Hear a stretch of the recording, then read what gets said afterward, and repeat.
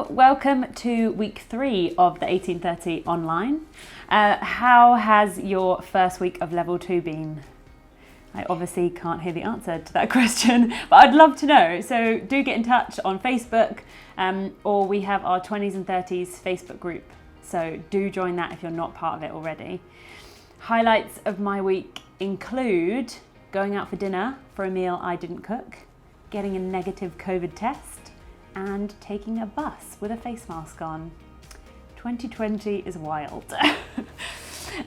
This evening we are going to be hearing from Kirsty and Lou about hearing from God. But before that, as ever, we're going to hear some stories of what God is saying to you guys and how you're doing at the moment. Hi everyone, my name's Anna and I'm currently a school student in Year 12. Like for most of us, this year's been pretty disruptive and all over the place. I'm someone who makes extensive plans about the future and I really didn't see this coming, so it's made school a bit of a challenge. Going in and out of lockdown and online school has caused quite a lot of frustration for me as I found myself completely unmotivated. This really pulled me down during this time, but I found God to be very present as well. He spoke to me in some really fresh and exciting ways, like I found myself writing pages and pages of reflection which challenged some of my fundamental ideas about Christianity and my relationship with God.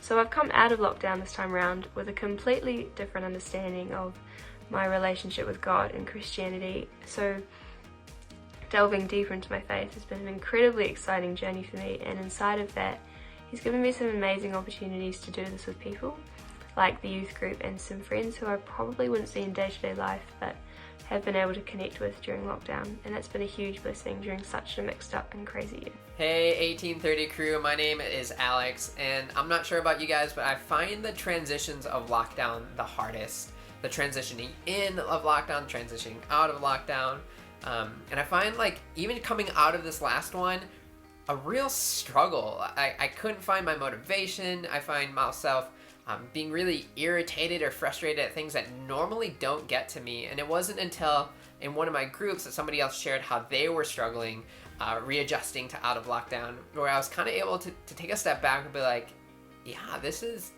a lot to go through. There's a lot to process, and it's okay for me to feel what I'm feeling. God shared really clearly to me going into lockdown these 4 words: to pause, to breathe, to feel, and to pray. And while I was able to do that going into lockdown, I sort of forgot to do that coming out. And so I feel like this week God's been reminding me those 4 words: pause, put down what I'm doing, take a breath, feel what I'm feeling, and look up and pray. And I hope that's encouraging for you guys as you process. I know it's been really helpful for me. Hi guys, my name's Rachel, for those who don't know me. I have found myself in a big season of transition and change over the last few weeks and months. Everything from resigning from a long-term job to moving houses, and just 2020 is one big surprise for me. And I know some of you are in a similar position as me, and I just want to encourage you to not rush away from those uncomfortable feelings of anxiety and uncertainty, and really to just put your trust in God and listen to what He might be saying to you, and allow Him to coach you through this time. I think a lot of the time when we feel anxious or uncertain, it feels that we might be alone or that no one's with us, but Jesus reassures us over and over again in the Gospels that He is with us until the very end of the age, and that's still true even now. And so, yeah, if you're going through a period of uncertainty or change like I am, I would just encourage you to trust in the scripture and turn to God in prayer and to help you through. I hope to see you all very, very soon, and I'm thinking of you. I'm loving hearing stories each week of what God is saying to you and what is going on in each of your lives. And actually that's really important for us as an 1830 community, that it's collaborative and inclusive. So we would love to hear some more of your stories, whether you've got an encouragement or a highlight of the week or a word or picture from God. Do send them in, because we would love to include you in these services. The Bible is literally littered with stories of God speaking, from when he speaks creation into existence in Genesis to when he appears to Moses in the burning bush, or Samuel in the middle of the night, or Elijah in that gentle whisper. And hearing from God for ourselves is arguably one of the most important aspects of our faith, and having a faith that is alive. And so tonight, we want to focus the last of our Looking Up month on how do we actually hear from God. If we believe in a God that doesn't just speak 2,000 years ago, like Sam said last week, but actually we believe God is speaking to us all the time in the here and now, how do we learn to hear his voice for ourselves? And Josh and Dave in the last couple of weeks have spoken about the Hearing from God course and how they connected with God through that. And so this evening I caught up with Kirsty Loader and Lou Bridges, who are two of the speakers from that Hearing from God course, on how do we hear from God for ourselves and what do we do once we have heard. Well, tonight I'm joined by Kirsty Loader. Kirsty, it's great to have you with us. Thank you. Do you just want to tell people who haven't met you before, like, who are you? How long have you been at St. Paul's for? Well, I've been at St. Paul's for about a year and a half.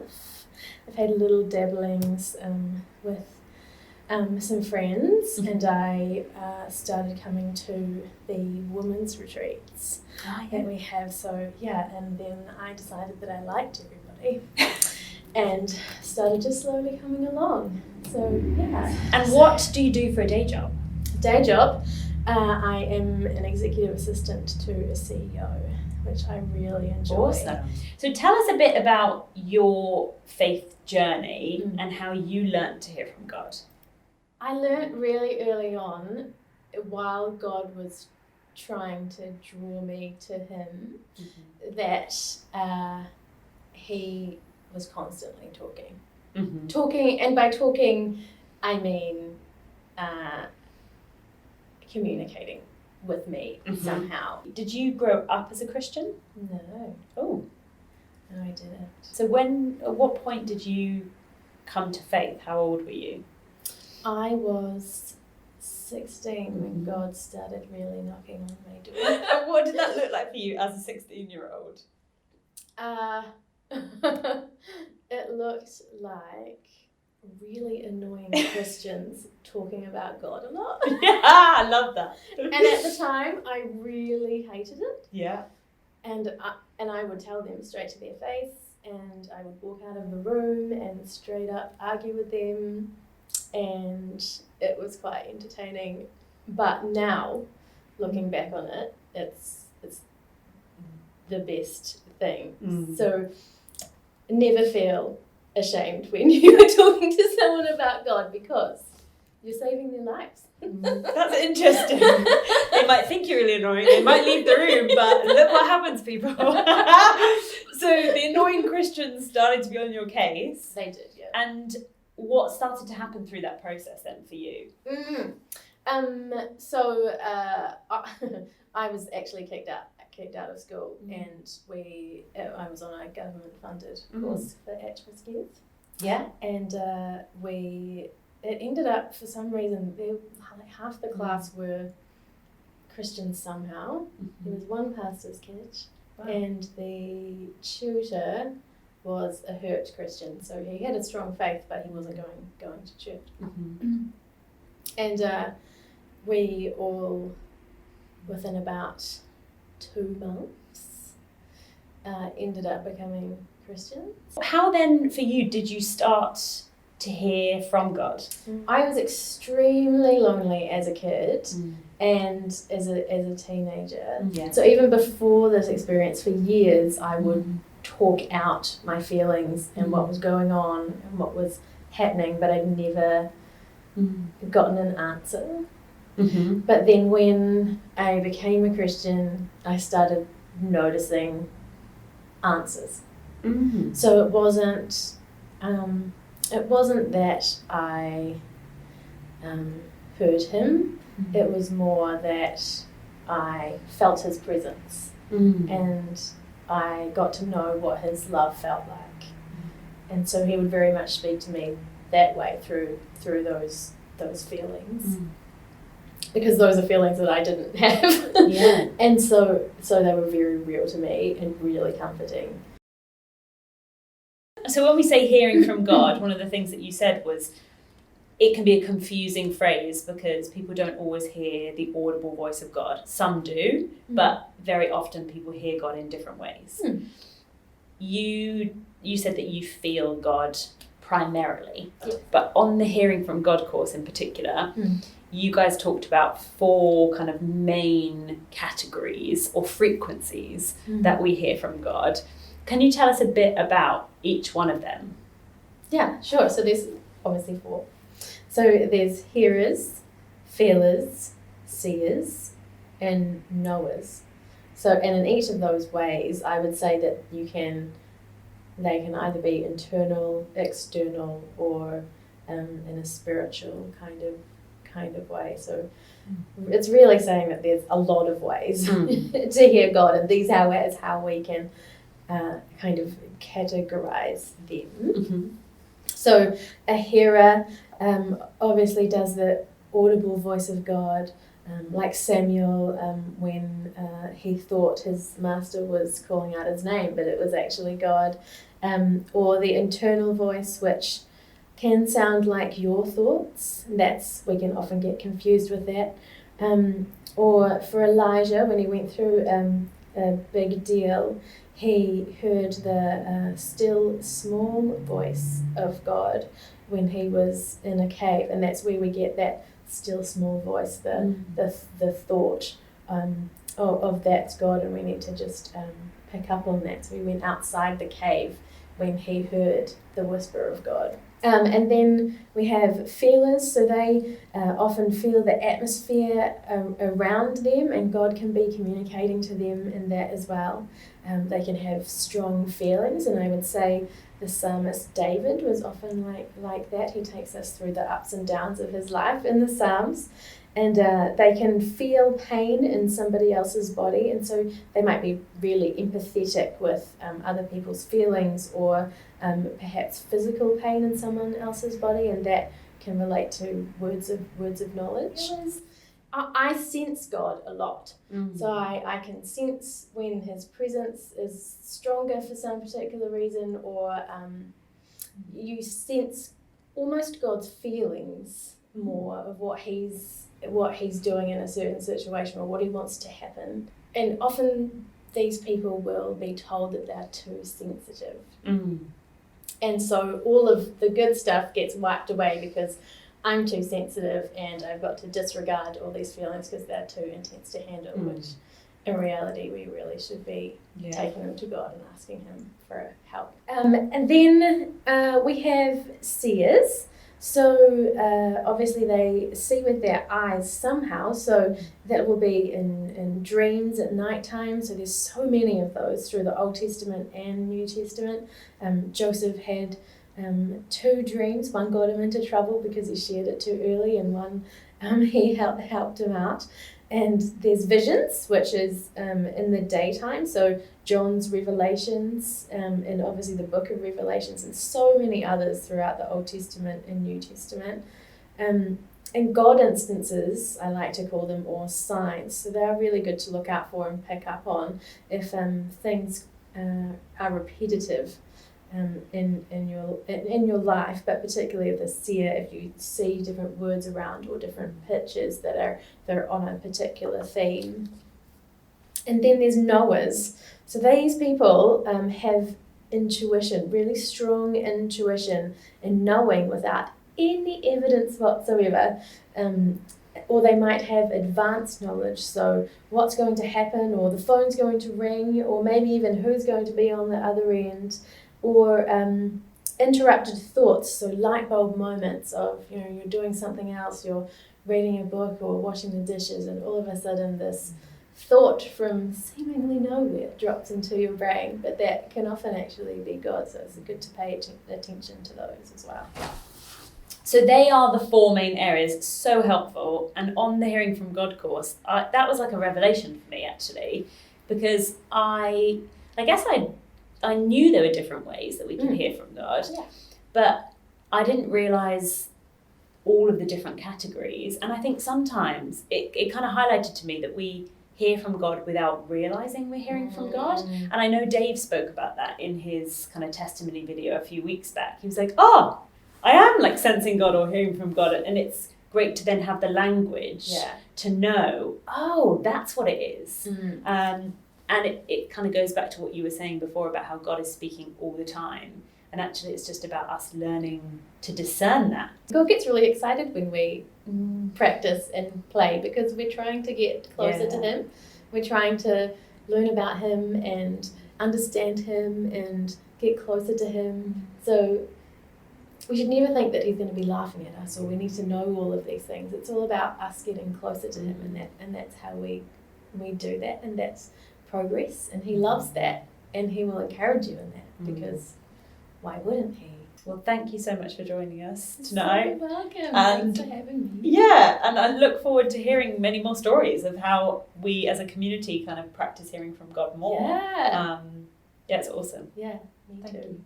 you. Thank you. Look, we've just heard from Kirsty a little bit about hearing from God and what does that mean and how we can determine the types of ways that we hear from God. So for you, what does hearing from God mean? For me, it's often just like a sideways thought that comes into my mind. And it's like, oh, I've learned to know, oh, that's the Lord, because that was not me. It's like getting to know a friend, really. It's like you and I have got to know each other. Yeah. And the more time you spend with someone and the more questions you ask them, the more you get to know about them. And it's the same with God. He's wanting us to ask him questions all of the time. Well, I love that. In the Old Testament as well, it talks about like Moses talking with God as if with a friend. And often I think we can see God as like, you know, God's up there and, you know, we come to him for really serious questions like what you said, or for big things. But actually seeing God as this friend that we have a relationship with and a dialogue is really quite profound, but fun too. Yeah, absolutely fun. And I think that we get to experience God more regularly when we have that relationship. I remember in a couple of years ago I wasn't working, and you know I am very much driven to achieve things, and in my understatement and in that season I wasn't really doing anything, and I was sort of like, oh gosh, I've got time off for the first time in my career, and I should be spending it wisely and achieving and doing all the things I never had time to do, but I just didn't have the energy, and so I was going for a walk in the sun, and I was just having a conversation with God as I was starting to do, and say, Lord, I'm not doing anything. I feel like I'm wasting my time. And I asked him a question, and I said, what should I be doing? And immediately I felt him come back to me and say, I just love what you're doing right now. Just walking and spending time with me and having conversation with me. You don't need to do anything. And it was like there was real freedom because it gave me permission just to really relax in that time off and not feel like I had to use that time to achieve and do things. I could just enjoy. And so I guess in that time, which was 2019, it really helped me learn what it is just to spend time every day with the Lord. Yeah. Yeah. And actually through that process of spending time with God and chatting to him and asking him questions, you've built that kind of relationship of trust and learnt to hear him in the way that you would if you sat and had coffee with a friend all the time. You'd know about their life and you'd know what they were about. Yeah. When we hear God's voice, the question that follows that is, are we prepared to be obedient to him? And I think that that's been a lot of my journey with him, is like I've heard him, but sometimes I've just gone like, no, that's not the Lord. I don't want to do that, and I don't want to be obedient to that. But how my husband Peter and I got together is a phenomenal story, and probably way too long for this this little short catch up. But one of the things, again, when I wasn't working, that I felt like the Lord really spoke to me about was about money. And, you know, I had finished work, I had a corporate job, and I was learning to live on no income. And I thought I needed some help with that because budgets and I have never really gone that well together. I have tried. I feel you. They have tried, but they haven't gone that well. So I was like, okay, I need some help in this area. So I went onto an app store and I downloaded a budgeting app called Wally. And I was very diligent logging everything that I was spending, and I put myself on the strictest budget I think I've ever been on, and I would just log every single cent that I spend. And I thought I was just being really good and stewarding my lack of money well. But at the same time, Peter, who has his own business, and we would pray for the business, and we would pray for provision, we would pray for the resources of heaven to be available to us. And one day I was sort of sitting with God and just stressing about the fact that I was on this budget. It was actually quite depressing. And I sort of felt like the Lord, it was a sideways thought that came in, and I felt him say to me, you have a divided heart. Because on one hand, you're asking me to bless the business and to be, your provider, Jehovah Jireh. But on the other hand, you're tracking every every cent that you're spending, and you have a poverty mindset. And if you have a divided heart, I don't want that for you. I want abundance for you, and I want you to fully trust me. And it was like, oh, wow. And then the next thing I heard him say is, you need to delete Wally, my new friend. So I did delete Wally. It took me a day or so to actually pluck up the courage to do that, because I felt like, oh, how am I gonna do this without Wally? How am I gonna keep myself on track, but at the same time trust God? And, it's that thing again that I spoke about before. It was about obedience. So I thought, well, I've got enough stories and testimonies in my life to know that being obedient to the Lord is always a good thing. So I was fully obedient, and I did delete the app. So good.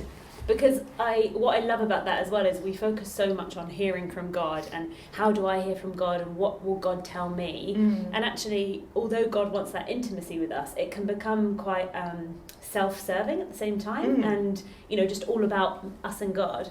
But what I love about what you were saying there is once we receive things from God, we actually have to do something about it. And often God will speak, and it might not necessarily be something we want to hear.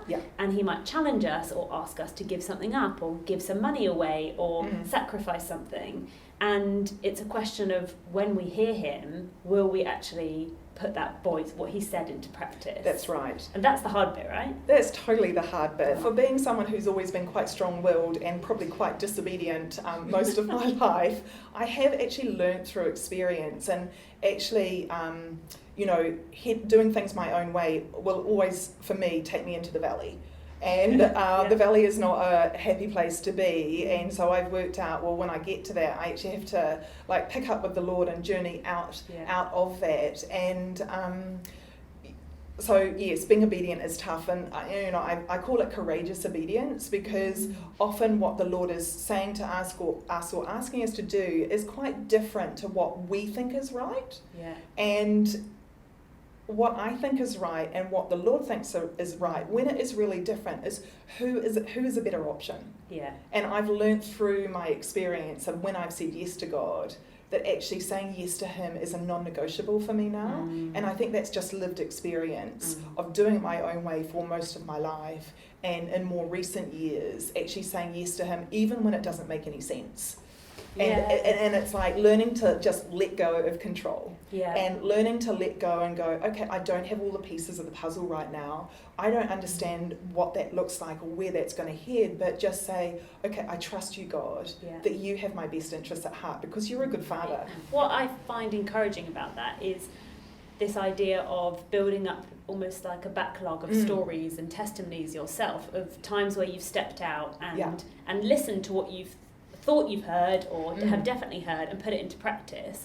And as you do that, you get a great God story, which then encourages you to do it again. And I was just thinking about for people who don't necessarily know if they believe God is good right now. And so that's quite hard to be like, do I put my trust in this? What would you say? I would just encourage people to ask God questions. He loves it when we ask him questions. And often we'll sit there and we'll just God, can you speak to me? And I don't know about you, but often it can be just oh, he's not saying anything right now. But I think if we ask him questions God, your word says you're good. So how do you want to be good to me today? And ask him a question, because he'll always respond, as well as the word and asking God questions. Get in community and get in with other people that you really trust and that know you well, and ask them, I think God's saying this, what do you think about that? Or can we pray together and discern what the Lord's saying? So good. Awesome. Thank you so much. Thanks so much to Lou and Kirsty. And I love that one of the themes that seems to be coming out a lot tonight is this idea that our relationship with God is not one-sided. It's two-way, and it's a dialogue of what is God saying to us and what are we going to do about it. And that the more we put our trust in God, the more actually he shows us how good he is, and the more stories we have to tell, which then encourages us to put our trust in him again. And over the course of this Looking Up month, we've been asking some of the fundamental questions of faith. Who am I? Who is Jesus? What do I put my hope in? Can I trust the Bible? And how do I hear from God? And I hope that this series has been encouraging, challenging, and inspiring to you as well. And next week even, we're going to be moving on to think about the second part of our vision, which is leaning in. How do we lean into community and build strong relationships as Christians? So as we draw to a close, we are going to listen again to that great song from James and Antonia, Look Up Child, and remind ourselves of everything we've looked at over this past month. And I want to encourage you as you go into your week to think about how will you keep looking up. See you next Sunday. Where are you now when darkness seems to win? Where are you now when the world is crumbling? Oh,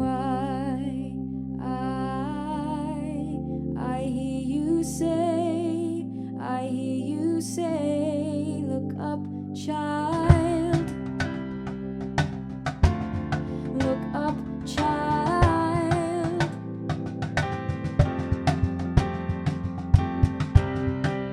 Where are you now when all I feel is doubt? Oh, where are you now when I can't figure it out? Oh, I hear you say, look up, child. Look up, child. Look up, child. Look up, child. Look up, you're not threatened by the war, you're not shaken by the storm. I know you're in control. Even in our suffering, even when it can't be seen, I know you're in control. Oh, I hear you say, look up, child. Look up, child.